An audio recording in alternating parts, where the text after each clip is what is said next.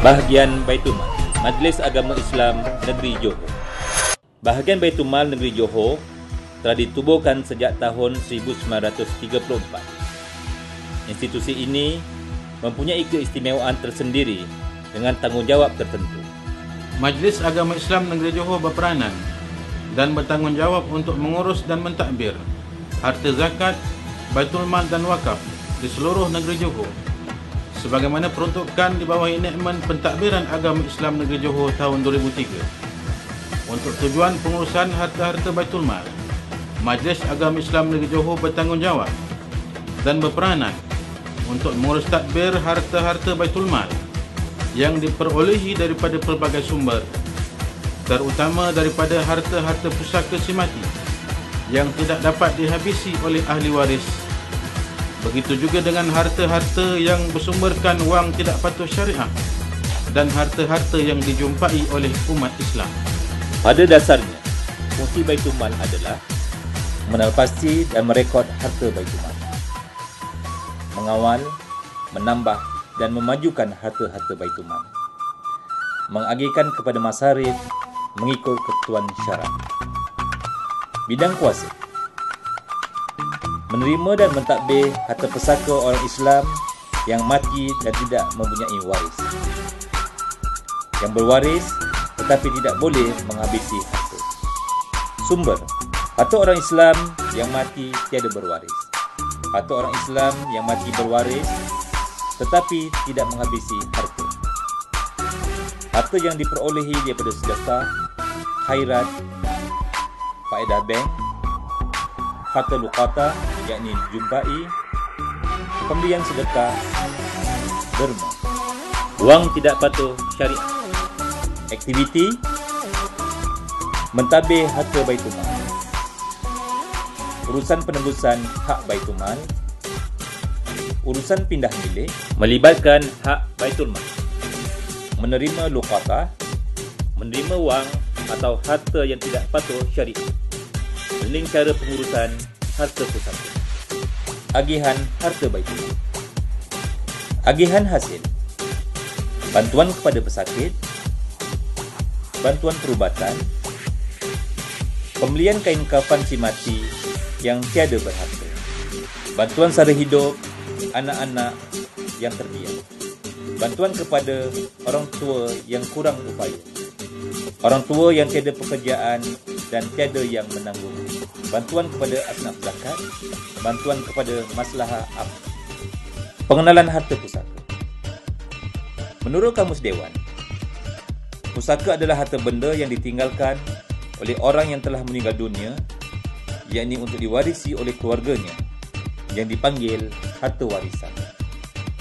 Menurut istilah syarak, harta warisan ialah harta peninggalan orang yang telah meninggal dunia, yang telah menjadi hak mutlak ahli warisnya untuk diagih-agihkan di kalangan mereka yang berhak. Secara umumnya, Baitul Mal berhak mewarisi pusaka berdasarkan 3 sebab. Si mati tidak mempunyai waris, si mati mempunyai waris tetapi tidak berhak menerima pusaka kerana waris tersebut berlainan agama, murtad atau pembunuh si mati, dan si mati mempunyai waris tetapi tidak dapat menghabisi harta pusaka. Wang atau harta tidak patuh syarak.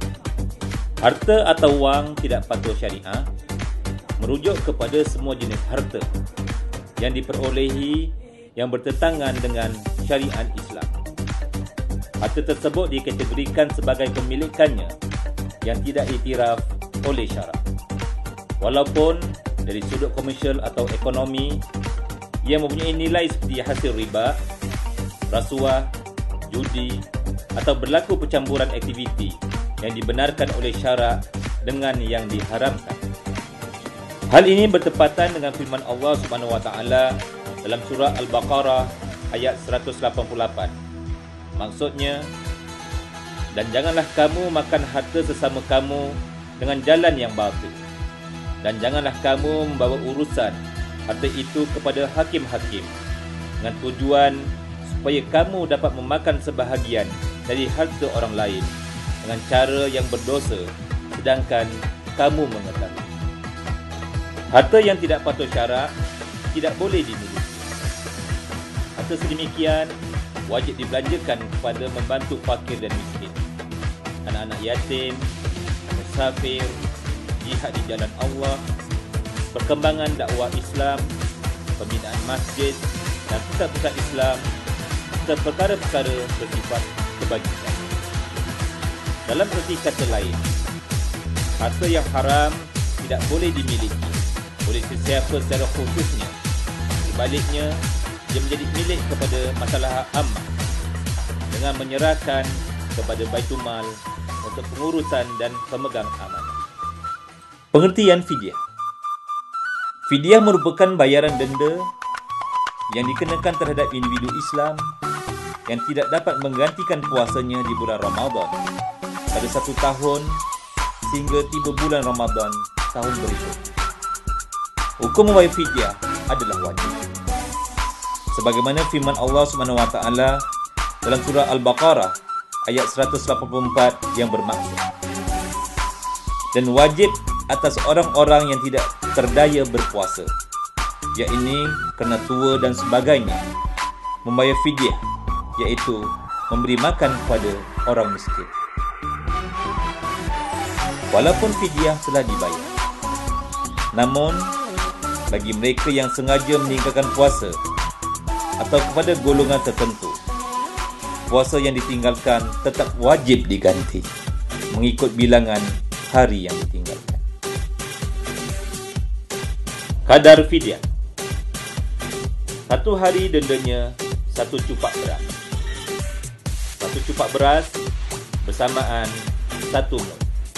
1 mud bersamaan nilai zakat fitrah semasa dibahagi dengan 4. Adalah menjadi harapan Majlis Agama Islam Negeri Johor berupaya mengurus dan mentadbir harta zakat, Baitul Mal dan wakaf dengan sempurna sebagai sumber kewangan ekonomi umat Islam, dan seterusnya memajukan dan menjana ekonomi umat Islam dan dapat memenuhi kehendak kehidupan duniawi dan ukhrawi, dan seterusnya mendapat kerahmatan daripada Allah Subhanahu wa Ta'ala jua. Saya menyeru kepada seluruh umat Islam di seluruh negeri Johor akan dapat memberikan kerjasama yang padu kepada Majlis Agama Islam Negeri Johor dalam merealisasikan visi dan misi dan seterusnya menegakkan syiar Islam.